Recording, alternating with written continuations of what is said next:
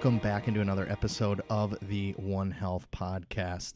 We're going to do something a little bit different today. As you can see, sitting across the table from me is the co-host of the One Health Podcast. I'm back. He's back, Mr. Antonio Thomas. He's back in action. For those that have listened since the beginning, you'll remember he was on a couple episodes back towards the beginning when we first started this. So it's good to have him back.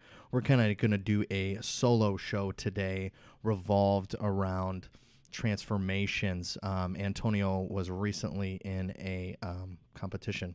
What would you call it? Men's physique. Physique competition. And he went through a major transformation. So we kind of want to talk about just transformations in general that people go through. Hopefully you guys out there are going to experience some transformations soon, coming here in 2019. And I think we really need to talk about today some of the mental side of things that you go through. So you always see transformations on social media, but you never hear what they actually went through. So we'll cover that. For those of you who are new to the show, each week we are going to bring on different experts in areas of health. So that could be mental health, physical health, spiritual health, professional health, you name it, we're going to cover it. Thanks again for all the love and support that everyone's been showing us on social media, on iTunes, Spotify, Google Podcasts, you name it, we're on it, and we've been getting a ton of good feedback. Do us a favor, leave us a review on there. That really does help us in the rankings, and then like and share our stuff on Instagram and Facebook there. We wanted to do something different here towards the end of the year. We wanted to give back. So if you guys are listening to this episode, make sure you screenshot that you're listening, tag One Health Podcast, and throw that up on Instagram. And we're going to randomly pick someone over the next few weeks here and give them a $50 Amazon gift card. So no matter where you guys are around the country, fill it out, and then we'll send it. It doesn't matter where you're at. So special thanks to EcoGym Worldwide. Again, as you guys have been listening throughout these 19 episodes, they have been crucial in us launching this thing. They're also going to be popping up clubs here soon around the nation, hopefully in 2019, 2020 as we move forward. They now have Surge Group fitness classes, which are an awesome high-intensity interval training. Amazing. Cardio. Yeah, they're unbelievable. They'll kick your butt. So if you're in the Chicago area right now, make sure you guys go to one of their locations out there. Check that out. They're also doing red light therapy, hyperbaric therapy, and soon they will be adding a wellness component with some hormone replacement therapy, blood work, all that stuff. Yeah. So it's really going to be a one-stop shop for all things health and wellness. Total solution. So, yeah, make sure you guys check that out. Yeah, I guess, Antonio, let's dive right into it, man. Let's do it. So you recently had your physique competition. Your last one was in November? November 3rd. November 3rd. Did 3. You did 3? I thought you only did 2. I did 3, man. Oh, my God. Back to back to back. So let's go back to you starting this. Where were you at physically when you decided to take on this journey? Well, when I started prepping for these shows, I was about 220, 218, somewhere around there. But when I started this journey, I've been doing this year and a half, something like that, of really trying to figure out how to do it. And then, we've had Stacy on, who's my coach. And once I started working with her, that's when things really started I really started to see improvement at that point. And it moved quick. But I originally started this when I was like 260 pounds, man. That's how much you were? Dude, I remember a year and a half ago? No, like 2 years ago, something like that. Maybe a little more. I remember looking, stepping on the scale, like, shit. I have a picture of you from like a year and a half ago. Yeah, and your face looks entirely different. Yeah, and I was like 218 at that point, 220. It's unreal. Yeah, I got down. So 260 was my worst, absolute worst. I was unhappy. Confidence was not necessarily high, but I get in a relationship and you get happy and you stop. You know what I mean? She's not going to leave me. And they're good cooks and then they make all this food. Yeah. So 260, and then my last show, I was 171 pounds on stage, dude. Well, at least the night before when I weighed myself, 171 pounds. Unbelievable. So, I think a lot of people take for granted, like we work in the fitness industry, Oh yeah. but us being entrepreneurs, we fall off the wagon too. Oh. Even though we work at gyms Yeah. and we run health clubs, we still have the same stress, the same obstacles that get in our way too. And I know I've recently fallen off the wagon too, so I'm trying to get back into it. But yeah, people kind of take that for granted. Oh, you work at a gym, so you must be in phenomenal shape. I mean, that's not always the case. Speaking of you falling off the wagon, 2019, everyone's going to hold this guy accountable. I need an accountability team. I asked Antonio to be on my accountability team for this year. And I need it, man, because we get so laser focused into growing our business that it's just like you still got to take care of yourself first.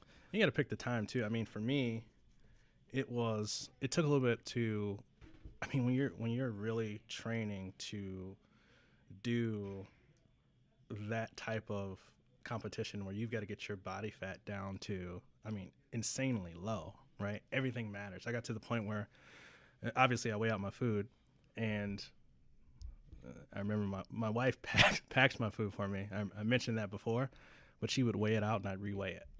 Because mentally, you get to the point where it's like everything matters, right? You're putting in hours of cardio a day, you're working out, you get your sleep, you're still working, you're doing all this stuff. So it's like, I'm going to double check it, Or if it's like 5.1 ounce, nope, redo it. It's got to be 5. So how did Stacy ease you into this? Like, what were your first couple programs and first couple meal plans? I think a lot of people have this misconception that right from the get-go, we're going in extreme calorie restriction and you're hardly eating anything right from the get-go. But I don't think that was the case no, dude, for you. I was eating really the entire time until maybe 4 weeks out, 2 weeks out. I was eating a lot of food. Now, I say a lot of food. It may not have been a lot of calories, but it was all good, healthy food. So if I wanted 1,300 calories, I can go get a burger from McDonald's, and I got 1,300 calories in one sitting, right? Well, if we've got 3,000 calories, we're splitting those up over 6-7 meals. It's a lot of food. That's a lot of broccoli that you're consuming, dude. So, I remember one of our first conversations when we first started going. I said, Stacy, it's too much food. She said, that's really funny. She said, too much food. You're at a caloric deficit. Like, how is it too much food?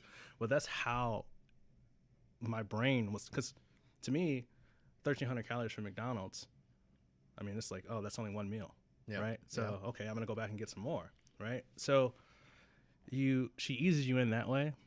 What she's really good at is the mental side of things, right? Because you get so focused on appearance and how you look, in which you probably got into it. Some people get into it anyway because they've got something that they want to change about themselves. So she's really, really good at that, keeping things in perspective and, just focus and stay consistent. And, she's always available.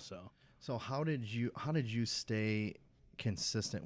So from the sounds of it, hiring a coach is something that needs to happen if you're going to do one of these 100%.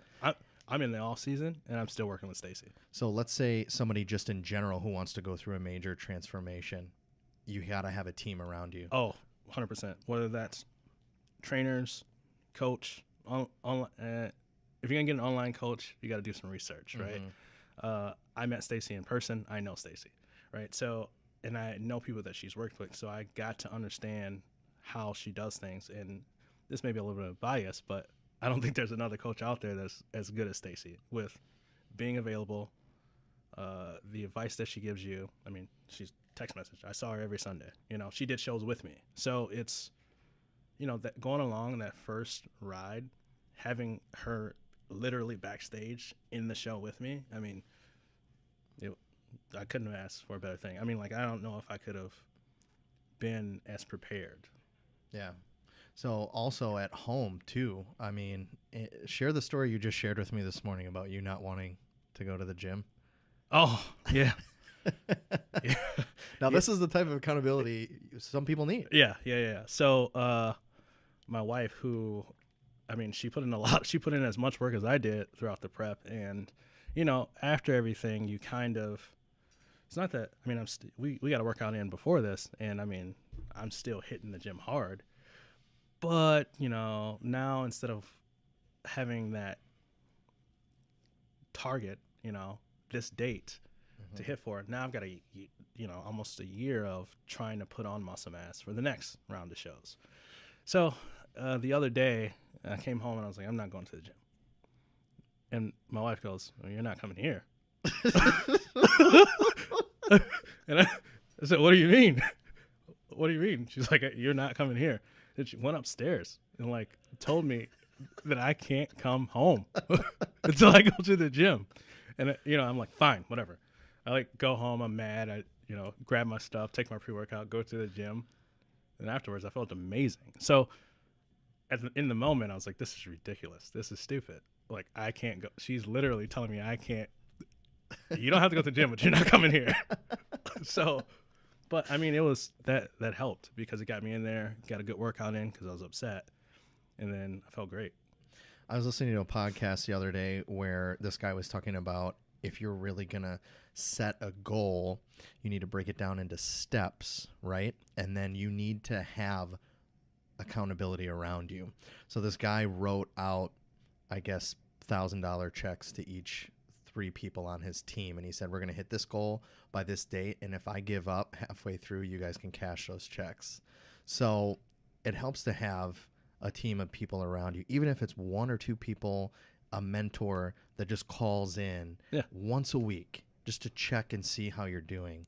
I think that's crucial, especially when you're going to undergo a massive transformation where you need to lose a lot of weight or a lot of body fat, or you haven't been working out for 7 years and you're getting back into it. You know what I think the thing that helped me most when I was doing this with Stacy is I had to send her progress pictures every Monday.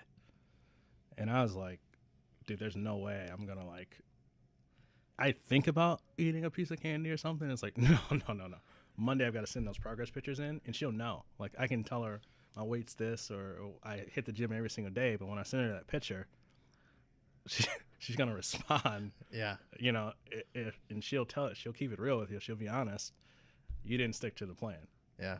So I didn't want that, so that was huge for me. Talk to me about the emotions that you're going through, day to day. Were there just some mornings where it was that same type of deal where you were like, I don't want to do this?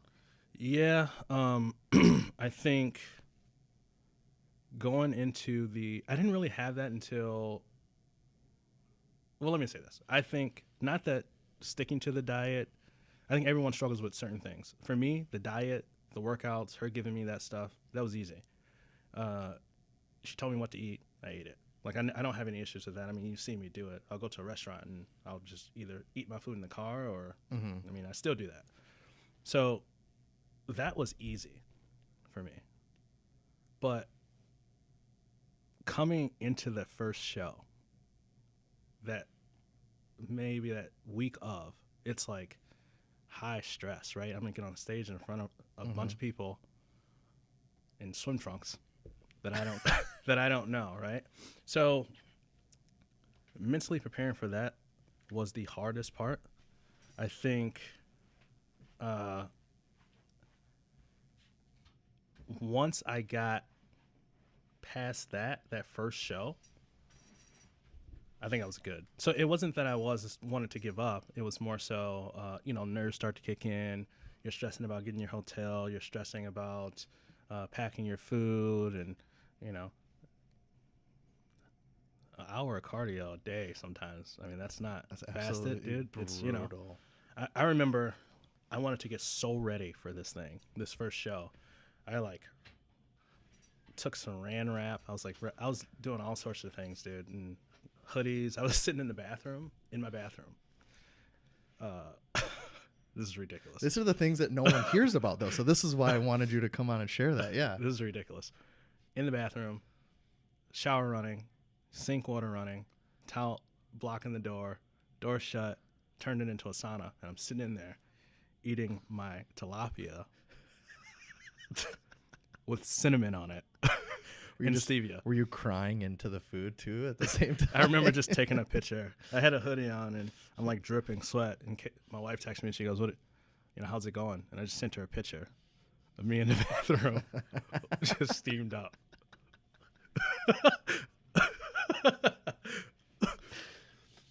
But I mean, that mentally, I would have done, dude, if I had to walk on the treadmill for 3 straight hours, I would have done it. Because you put in all that work, you have to. You came that far. Yeah. But then after that, the next 2 was like. So do you think, how long did it take you to really get in stride with the programming? Was it like 90 days? Everybody's like, oh, once you do it for 6 weeks, you're good, and then you're in a habit. How long did it take you to kind of hit your stride fully and be like, this is my routine, this is my habit, this is just like brushing my teeth every day, I just do this? From the get-go, I'm a pretty motivated and I think you're pretty disciplined. Yeah, I think you are too. So from day one, I mean, I followed it. Didn't break it unless you told me. I will say, though, I did think about it. Not breaking it, but it was on my mind that I had to eat the next meal, eat this, do this. But about 2-3 months in, it was autopilot after that. Like, I didn't think about this is what I have to eat, or we went to Naf Grill, and it wasn't even a thought of mine to, I've just got my food. This is my routine. Yeah. Like, it was just natural. We got in the car. Well, I heated my food up. We got in the car, took it, ate it in there. It was nothing. Was there a trick to you not eating for taste and just eating for fuel? Because, like, I feel like for me and for a lot of people, it's we eat for taste. And we don't look at this is fuel for my body, and I just need to put it in here and just get it over with. Was there, like, a trick to that? Or were you just like... It was like homework. Yeah. Right? So, I looked at it that way. It was like homework. So I go to the gym. That's class. I'm in class right now. So I eat my food. That's my homework. That's kind of how I looked at it. It's like, all right, I got to get this in. This is my homework. It's time for me to eat. Boom. And then you get on stage. This is graduation. So that's kind of how I looked at it. Or, you look at it like sports. In the gym, that's practice. So, and then you're on stage and it's game time. For me, eating the same thing, it wasn't a big deal until we got to the tilapia, which was like, I mean, you saw me, man. It was like 7-ounce tilapia, 6 meals a day. But again, I was going to do whatever I had to do. So it wasn't so bad at first, but then after you do that for like a week, it's like, all right, I got to find something. And it wasn't that I needed something that tastes good. I needed something that didn't taste like tilapia. So I would grind up my tilapia. I would put cinnamon and sprinkle stevia on top of it. Unbelievable. And you were eating that at like 6:30 in the morning. Yeah, dude. It was like, and here's the thing. I tell people it was amazing. It was like the best thing I'd ever had until I was done with show prep. And I haven't touched fish since. Like, I can't, like, my wife's like, do you want this bag of tilapia in the freezer? It's like a full bag. I was like, no. It can go. Seriously. Fish fry? No.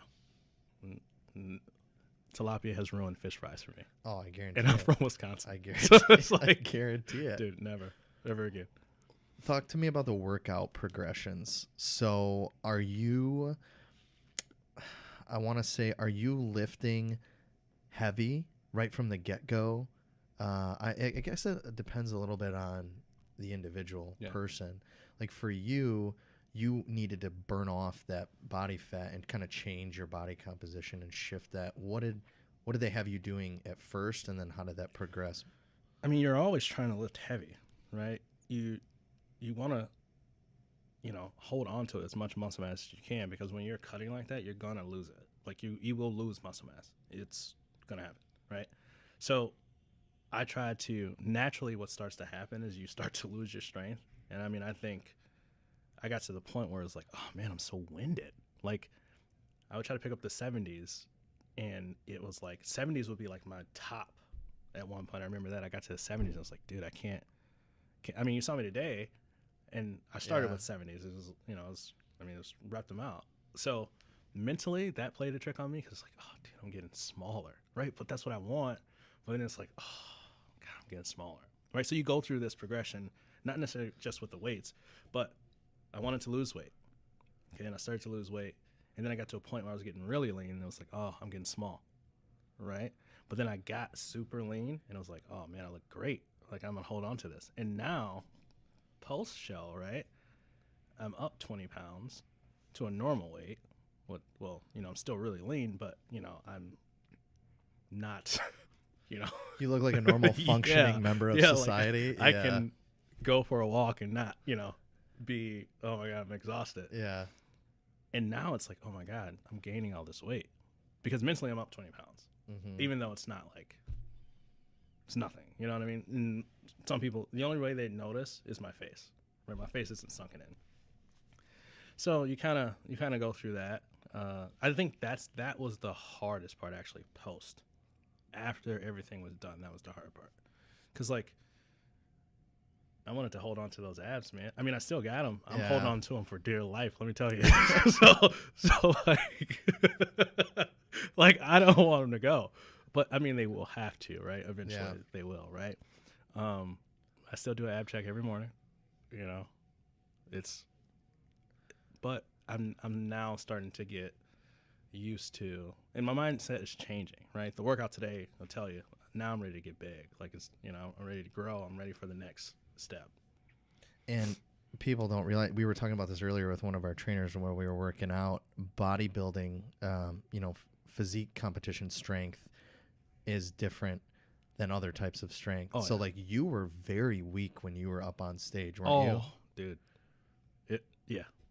Yeah, you weren't lifting. I mean, and Stacy was tapering your workouts down to where very, very lightweight. Yeah, like the week of, it's just about getting blood into the muscle, keeping it full. There's no, at that point, I'm not doing, like, one of my workouts was like 1 set per body part, and it was like 25 reps, 1 set of 25 reps.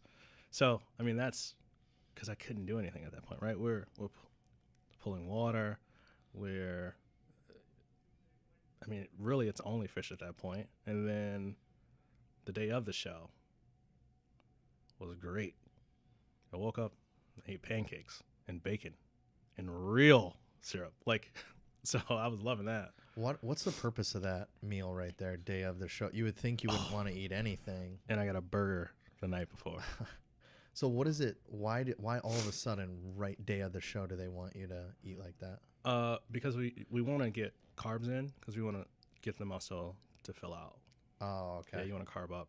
So then backstage you're eating. We don't do a lot of junk food. I think we keep it. Like, there are a lot of tricks and stuff that go on. I did eat some apple pie filling, which I was loving. Nice. But we keep it pretty simple. Okay. I always wondered that because you'd think directly before the show that, oh my God, no, don't eat anything because you want to look your best up there. But that's crazy that the carbs get into the muscles like that and fill them out. In the week of peak week, they call it peak week. That's the week of the show. Everyone talks about peak week, and it's like, oh my God, it's peak week. This is the hardest part. That was the easiest part. The week before peak week, that's hard because I was eating, like, I really didn't have any carbs that week. That was difficult. The week of, though, everything starts to, like, you get food back. You're starting to. You were cutting water though too, weren't you? Yeah, only the night. The night before is really the day before you really start that. When you gotta, like, eat ice cubes and that's about it. Or it'd be like 4 ounces of water per meal or something like that. See, and it's not very healthy. Not at that point. No, it's not like. And leading up to the show is actually very healthy. Your body turns into this machine. Oh, yeah. But, yeah, like right before the show when you're cutting like that, I feel like you need to have a coach, somebody monitoring you because that's pretty unhealthy when you get to that point. And here's the thing, Stacy, it's crazy because she stayed in the hotel. She's backstage for every show with me. She's checking on you constantly. I check in with her day of the show. You're checking in day before. You're checking in before you eat. So day before I eat, I'm sending her pictures, like 30 minutes before, because she'll make adjustments like that. Got it. What was the biggest thing you learned about yourself losing all this weight? Dude, I'm a badass. like there's a book. There's a book about that. You are a badass, yeah. I mean that in the sense, not in a cocky way, obviously, because I'll tell you this. Well, the first thing I learned is once you get to a certain point, obviously you start to feel really good, right? I went from wearing sweaters in the gym to t-shirts in the gym to it's time to get some cutoffs, right? So now you're like in the mirror, you're seeing striations in the muscle, you're all vascular, and I'm like, oh man, I'm a big dude. I'm gonna go in here and I'm gonna do pretty good. And then you get backstage and it's like everybody looks like me. Everybody looks like me. Oh my God, I wasn't expecting this. Everyone else did their homework too, right? Yeah. So there's that, and then it's the last show was, everything went. It couldn't have gone more perfect, dude. It really couldn't have, because I took fourth, and then the last show in Chicago, I had my family there. That was the first time I was in the middle, and that's a big deal, right? So it's like, it felt great. Got off stage, me and Stacy hugged. It was really good. But the one thing that I learned about myself is, man, I can do anything I put my mind to. It may not happen right away, but it will happen, guaranteed, because I won't stop. I think people need to, even if it's just taking small steps to get into a routine, you'd be really surprised how quickly your body starts to change, especially if you haven't been doing anything or doing things the right way for a while. You'd be really surprised what you can accomplish in a couple weeks. Oh, yeah. Even. Small changes in your diet, just getting up and moving around. Dude, even just no soda. Dropping that or changing little things, make a huge difference. It's so true. It's so true. And people, I like that we have been talking about you having a coach, a professional who knows what they're doing. Even if it's just an average person starting out on a fitness routine here in January, go to a qualified professional, pay the extra money, even if it's just a small little package of personal training, just to get you started. But what I hate to see is people come in, they don't consult with anybody, they want to be left alone and do their own thing, and then a year later, they look exactly the same. Yeah, or the second week of January, third week of January, definitely in February, they're gone. Yeah. Right? And I get it, because it's like, wheels are spinning, right? You're not getting the results you want, you get frustrated, and it must be the place that you're at, or it must be, what you're doing, or but and it's not even necessarily that you only need a coach, right? Because, I had a coach, but I had like a huge support team, right?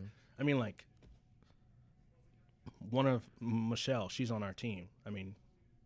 She pretty much talked me into doing it, right? My wife, you can't get any more supportive than that. My family, they thought I was crazy, but, they had a lot of questions, but, they were very supportive. Would I have still been able to do it? Yeah, but it definitely made it easier. My wife worked out with me every day. She cooked the food, booked the hotel. She did all of that stuff. The tan, I had the tan. The experience was, I can't wait to the next one. I'm hooked. So sure. I'm hearing, for advice for people out there, I'm hearing get a support to accountability team around you. Get us a team of support, even if it's just a couple people to just check in on you, and invest the money up front, even if it's just for a short period of time, to get started off on the right foot. Yep. That's what I'm hearing. That's what I'm gathering from this. And that's amazing advice. We just don't want to see people spinning their wheels. So for those of you out there who are listening, who are going to be a New Year's resolution person, and there's nothing wrong with that. No. I think there's become a stigma to make fun of people that are doing that. And that's okay. It's okay to have that goal. But again, invest a little bit up front. Pay a little bit more for some extra guidance, whether it would be a professional online coach or a professional at the health club that you're going to, or if you have a friend who's a certified professional in the industry. Whatever it is, get some help. Pay the extra money for the guidance, at least to get you started. And then I think you're going to go so much further. This isn't going to be something where you fizzle out in March. Yeah. And I lost 90 pounds. I didn't go into that thinking, okay, goal is to lose 90 pounds. No. right? I honestly try not to pay attention to the scale, because once I didn't, and I remember this, I remember getting below 200, and I remember, dude, I was so excited. I was texting everybody, but then it was like, okay, now I'm at 180, I'm at 179, you know, and you start, and it just at that now it's not even, you're not even paying attention. Now I'm gonna be on stage at 170, be on stage at 180, you know. So Yeah. it's, once you put your mind to it, you can do it. I like how you said you weren't paying attention to the scale for a long time. It's body composition. So many people step on the scale every day. You'll drive yourself crazy if you are sitting there looking at the scale. Now, if you take a before and you're taking pictures every, 4 weeks of yourself, then you'll really start to see 4 weeks in, oh my God, look at my body. Look at my face looks different, So body composition, if I want to give one piece of advice too, is focus on that. Yeah, rather than the scale. Doesn't mean anything. I mean, we have to send pictures in every Monday and weigh ourselves in. And I think one time I was up a couple pounds, and I was like, well, I weighed this yesterday. She's like, how do you know? Because I'm not supposed to weigh myself other than Monday, right? I was like, you know, stop weighing yourself. Yeah. No, I completely agree. After your show, I want you... Oh, we're going to talk about this. After your show, you rewarded yourself with some treats. Oh, a few. What were some of those One treats? or two. What were some of those treats you rewarded yourself with for your post show? Well, first, let me tell you, you've got to come prepared to the last show. I don't recommend this. This is not good. But what I did the entire time of prep, because I couldn't have stuff, I would find myself in aisles with food that I wanted. And it helped me stay disciplined by buying it. Like if I wanted, for example, if I wanted an Oreo cookie, I'd go buy a thing of Oreos and I would just stock them. I had a box in my house. Did your wife put a lock and key on this thing or what? No, I mean, but dude, if I should have taken a picture of this. It started with one or two things. And then I was like, well, I'll just have them after the show. And then we had an entire box of cookies and candy and Quest bar. I mean, it was anything I wanted. Quest bars and just all sorts of stuff, right? So I think to the show, the Gladiator show, I took a Ziploc bag just full of one or two of everything that I wanted. I had Pop-Tarts in there. I followed on Instagram. Okay? I followed on Instagram. Like, they're like junk food pages. And every time something new would come out, we would go looking for it. Why did you torture yourself? They came out with, I remember when these Pop-Tarts popped up. It was like a sugar cookie. When got those? I'm still searching for the birthday cake Musketeer bar, by the way. If anyone knows where that is, I haven't been able to find it. It's literally on our shopping list, like consistently been on there. But after the show, I had, right away, I had one of those Ghosts, the white Reese's candies. And my mother was there. She asked me for a piece. That was a bad idea. Did you bite her hand? I was like, did you just ask for a piece of my candy? She goes, no. I was like, okay. I had a couple Pop-Tarts, had some cookies, had a few Dove chocolates. I think I had eaten at least 3 or 4 Pop-Tarts by the time we got to the car, which is right out front. And then I had a bag of M&Ms. I had cookies and cream M&Ms, and I had pumpkin spice M&Ms. We drove to, I had an apple pie, mini apple pie on the way to Fridays. We got to Fridays, ordered my food, and I'm sitting at the table eating my M&Ms. And like the lady was looking at our waiter looking at me like, what is everything? I was like, listen, I just got done with the show. I need a beer. I need a burger. I need fries. got the beer. I drank like half of that. It didn't really, I don't know, it didn't taste good. So I actually don't really drink beer now, you know. Got back to our hotel. I had my wife bought me a Oreo. It was like a slice of the Oreo cake. Ate that. Went to sleep. Woke up around 2:00 a.m. I had a piece of cheesecake. I had three pancakes. And Ashley, who works with us, she made me a container of cupcakes because I love funfetti. Anything funfetti I love. So she made me funfetti cupcakes with marshmallow frosting and sprinkles. I ate like 3 of those. I went back to bed. Oh my God. Woke up, went to breakfast, and I had about 2 waffles, chocolate waffles, some eggs, some hash brown, and then went home. And fell into a diabetic coma. After we went to Red Robin, and then I slept for about 2 days. Oh, I guarantee it. Again, we don't condone that. Oh no, Sort of eating, but when you was go out through of that, control, man, when you go through that though, and you get that first taste, it's probably just like heaven. Yeah, and I remember texting Stacy, and I was like, dude, she's gonna be not happy with me, right? And she goes, just enjoy today. We'll get back on the grind, you know, the next couple of days. So then she got me a plan, and we hopped right back on plan, and yeah, I've been good ever since. But it was like, I'm gonna have one more. Mm-hmm. I'm gonna have just a taste, just one piece. And my wife's like, you need to chill. The box is empty though. The box is empty now. So Unreal. So we've covered the mental aspects. We've covered the physical aspects, the workouts and everything, the food, all that stuff. If there is a couple pieces of advice that you want to give to the average person who's getting back into fitness for 2019, making it a goal, making it a priority, what's like 2 or 3 things to focus on right out of the gate to get them back on track? 2 or 3 things to focus on. Number 1, just start. Don't wait for Monday. Don't wait for the first of the month. Just start. Whether that's going in and walking on a treadmill, just start, right?